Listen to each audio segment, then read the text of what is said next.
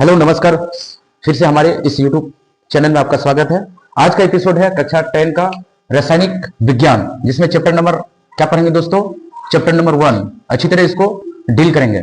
तो इससे पहले हम जो है रासायनिक अभिक्रिया के प्रकार से पहले हम इससे पहले 2 एपिसोड बनाए हैं दोस्तों, उस एपिसोड को जरूर देखना, ठीक है। तो सबसे पहले क्या है, रासायनिक अभिक्रिया किसे कहते हैं ना? रासायनिक अभिक्रिया वह अभिक्रिया है जिसमें 2 या 2 से अधिक पदार्थ मिलकर जो एक नया गुण पदार्थ वाले पदार्थ का जो निर्माण करता है, उसी को क्या बोलेंगे? रासायनिक अभिक्रिया, ठीक है। तो ये रासायनिक अभिक्रिया के प्रकार जो है ना 14 गो है, ठीक है। इसमें से जो हर बार जो है 14 प्रकार में से कोई प्रकार आता है दोस्तों। इसलिए जो भी 2026 में जो भी बच्चा एग्जाम देने वाले हैं, तो जरूर से जरूर इस चीज को मतलब अच्छी तरह से समझना है और अपने पे इंप्रूवमेंट करना है, ठीक है।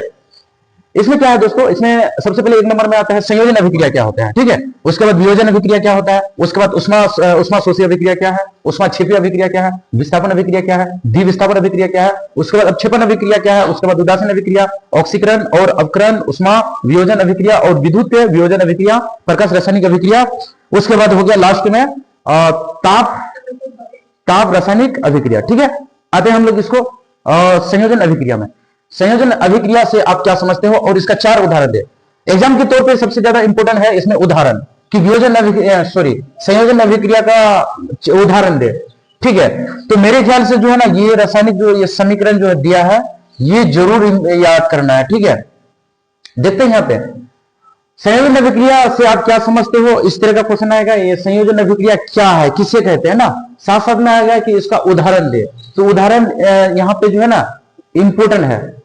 तो यहाँ पे उदाहरण क्या है, जैसे संयोजन अभिक्रिया में जैसे ए और बी दोनों मिलके क्या बन गया, यहाँ पे इसका सूत्र हो गया ए बी दोनों मिलके सी हो गया, ठीक है। जो एक या दो एक से अधिक पदार्थ जो है आपस में मिलके जो नया पदार्थ का माने नया उत्पाद का मतलब नया गुण वाले पदार्थ का जो मान निकलता है ना, उसी को क्या बोलेंगे हम? संयोजन अभिक्रिया। जैसे इसको अगर डेफिनेशन अगर हम पढ़ेंगे, जब 2 अभिक्रिया, जैसे यहाँ पे 2 अभिक्रिया है ए और बी अभिक्रिया, हम बताए इससे पहले बताए हैं, जैसे 2 ये है, जैसे साउंड हम ताली बजा के क्रिएट करते हैं 2 हाथ से, ठीक है। उसके बाद जो साउंड क्रिएट होता है वो हो गया उत्पाद, और जो इसमें साउंड क्रिएट करने के लिए जो ये भाग लेता है, ये क्या हो गया? अभिकारक, ठीक है। जो ये दोनों ये इसको हाथ को अगर हम कैम को ताली बजाते हैं, तो ये दोनों हो गया अभिकारक, और जो इससे क्रिएट होता है उसको बोलेंगे हम लोग उत्पाद, ठीक है। तो यहाँ पे 2 पदार्थ मिलके जो है ना, ये मिलके जो है क्या बन रहा है? सी का निर्माण होता है। तो ये संयोजन अभिक्रिया में यही होता है, जब दो अभिकारक, यानी ये दोनों को अभिकारक बनेंगे, ठीक है, और साथ में मिलकर एक उत्पाद बनाते हैं। ये उत्पाद क्या बना जी? सी बना, ठीक है।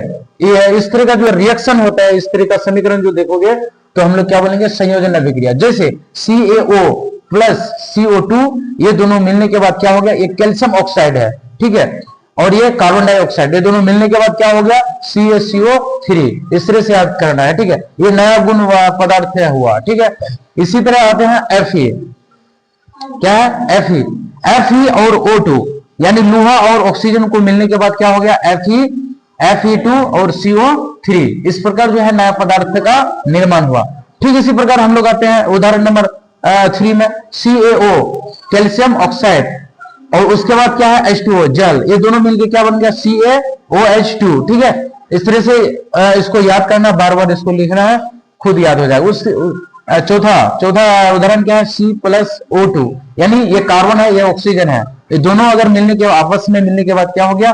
कार्बन डाइऑक्साइड, ठीक है। यहाँ पे भी देखते हैं कि नया गुण वाले पदार्थ का निर्माण हुआ, ठीक है। चलो आ जाते हैं वियोजन अभिक्रिया किसे कहते हैं, ठीक है। तो वियोजन अभिक्रिया किसे कहते हैं, इसका 2 उदाहरण दे, ठीक। वियोजन अभिक्रिया में क्या होता है दोस्तों, जैसे इसको अगर देखेंगे वियोजन अभिक्रिया में, ये वियोजन अभिक्रिया में क्या होता है, जो एक पदार्थ, एक यौगिक जो है टूट करके एक यौगिक, जैसे ए और बी है, ठीक है, ए और बी है, इसमें टूट कर जो ना दो पदार्थ का निर्माण होता है, ठीक है। इसको पढ़ो तो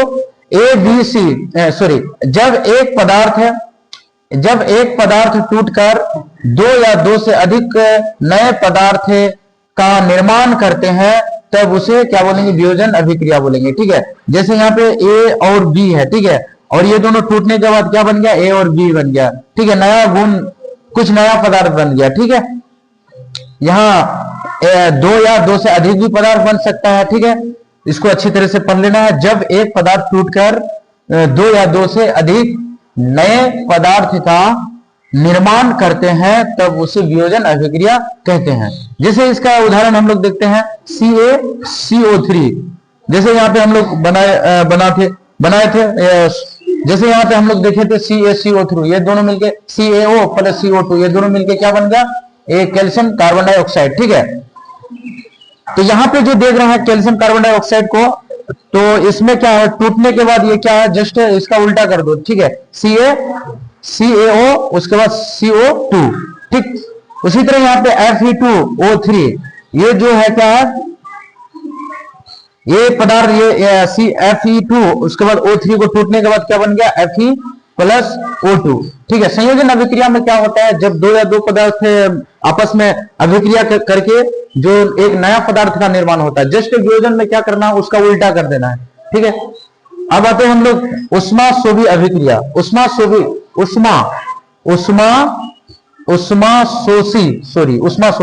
ये उष्मा का अगर संधि विच्छेद करोगे, उष्मा प्लस शोषी। ठीक है, उष्मा शोषी, उष्मा का मतलब होता है ताप और शोषी का मतलब होता है बाहर होना। ठीक है, अब यहाँ पे क्या होता है, यानी उष्मा बाहर निकलता है। ठीक है, अगर देखो वैसे रासायनिक अभिक्रिया, यदि इसका डिफिनेशन अगर पढ़ेंगे हम, साथ साथ में इसका इंपोर्टेंट क्या है, उदाहरण भी याद रखना बहुत जरूरी है। ठीक है, उष्मा शोषी का मतलब होता है उष्मा अंदर आना। ठीक है, उस साथ में उष्मा भी लेता है ना। उष्मा शोषी का मतलब होता है अवशोषित करना। ठीक है, शोषी का मतलब होता है अवशोषित करना, लेना। जैसे वैसे रासायनिक अभिक्रिया जिसमें अभिक्रिया के फलस्वरूप उष्मा का अवशोषण होता है, उसे उष्मा शोषी अभिक्रिया कहते हैं। यदि इसका उदाहरण देखेंगे, N2 प्लस O2, साथ में क्या होगा, उष्मा, और ये दो तीनों मिलके क्या बन गया, 2NO। आते हैं नेक्स्ट,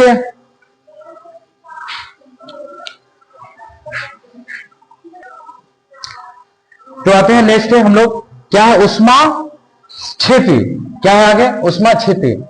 उष्मा क्षेपी अभिक्रिया क्या है, इसी के साथ जो है उदाहरण भी देना है, और हमने कहते हैं कि उदाहरण बहुत इंपॉर्टेंट है। ठीक है, परिभाषा के साथ उदाहरण याद रखना बहुत जरूरी है। वैसे रासायनिक अभिक्रिया जिसमें उत्पाद के साथ उष्मा का अवक्षेपण यानी बाहर निकलता है ना, यानी इसको अगर हम संधि विच्छेद करेंगे, उष्मा क्षेपी। ठीक है, क्षेपी का मतलब होता है बाहर निकालना, उष्मा प्लस क्षेपी। ठीक है, क्षेपी यानी उष्मा का मतलब होता है ताप और क्षेपी का मतलब होता है बाहर निकलना।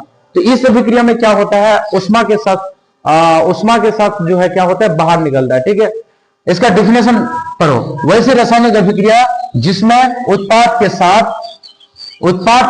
साथ उष्मा का अवक्षेपण यानी बाहर निकलना। ठीक है, उष्मा का क्षेपण यानी उष्मा बाहर निकलता है, उसे क्या बोलेंगे, उष्मा क्षेपी और रासायनिक अभिक्रिया कहेंगे। ठीक है, इसका अगर हम उदाहरण देखते हैं, जैसे हम लोग सांस लेते हैं, सांस को हम लोग छोड़ते हैं, तो क्या हो गया, कार्बन को हम लोग छोड़ते हैं, और साथ साथ में कार्बन के साथ साथ क्या होता है, ये कार्बन है, और ये क्या है, O2 है। ठीक है, ये कार्बन और ऑक्सीजन, ये दोनों मिलके क्या बन गया, कार्बन डाइऑक्साइड मिल गया, और कार्बन डाइऑक्साइड को हम लोग छोड़ते हैं तो साथ साथ में क्या निकलता है, ऑक्सीजन निकलता है। ठीक है, यानी उत्पाद में क्या होता है जी,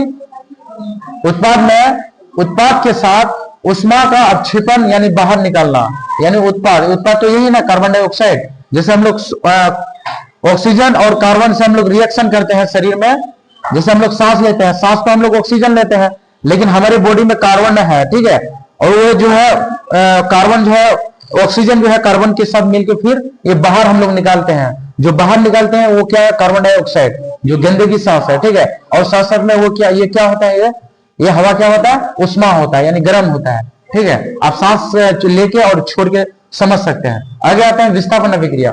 विस्थापन अभिक्रिया किसे कहते हैं, साथ में इसका उदाहरण बहुत इंपॉर्टेंट है। विस्थापन में क्या होता है, यहां पे क्या होता है, ये क्या है, अधिक क्रियाशील, ये हो गया, क्या हो गया, कम अभिक्रियाशील। ठीक है, यहाँ पे अधिक क्रियाशील जो है ना, कम अभिक्रियाशील को क्या कर देता है, हटा देता है। ठीक है, इससे पहले हम बताए हैं कि कौन अभिक्रियाशील है, कौन अभिक्रियाशील नहीं है। तो आप कौन अभिक्रियाशील है, कौन नहीं अभिक्रियाशील है, तो इससे पहले वाला वीडियो आप देख सकते हैं। ठीक है, तो यहाँ पे क्या होता है, जो कम अभिक्रियाशील है उसको हटा देता है और अधिक अभिक्रियाशील उसमें समा जाता है। ठीक है, जैसे जब कोई तत्व दूसरे तत्व को उसकी यौगिक के विलयन से विस्थापन कर उसका स्थान स्वयं ले लेता है, तब उसे क्या बोलेंगे, विस्थापन अभिक्रिया बोलेंगे। जैसे Fe plus CuSO4, FeSO4 plus Cu, इसमें क्या है, जैसे Fe ये अधिक क्रियाशील है और ये कॉपर जो है कम क्रियाशील है। ठीक है, तो कम क्रियाशील जो है ये कम क्रियाशील को हटा देगा Fe। ठीक है, और इसी के साथ हम लोग आते हैं Fe2 और O3 प्लस Al। तो Al जो है ना अधिक क्रियाशील है और ये कम क्रियाशील है, तो Al जो है Fe को हटा देगा और Al जो है इसके साथ एक यौगिक बन जाएगा, यौगिक का निर्माण हो जाएगा। और ये जो है Fe के स्थान में जो है स्वयं ग्रहण कर लेगा, कौन, Al। उसी तरह से Jn प्लस CuSO4, ये Cu जो है कम अभिक्रियाशील है, ये ज्यादा अभिक्रियाशील है, और ये Cu जो है Jn जो है Cu को हटा देगा और Jn जो Cu के स्थान में ग्रहण कर लेगा। इसका डेफिनेशन अच्छी तरह से देख लेना है। जब कोई तत्व दूसरे तत्व के उनके यौगिक के विलयन से विस्थापित कर उसका स्थान स्वयं ले लेता है, तब उसे क्या बोलेंगे, विस्थापन अभिक्रिया। थैंक यू, धन्यवाद।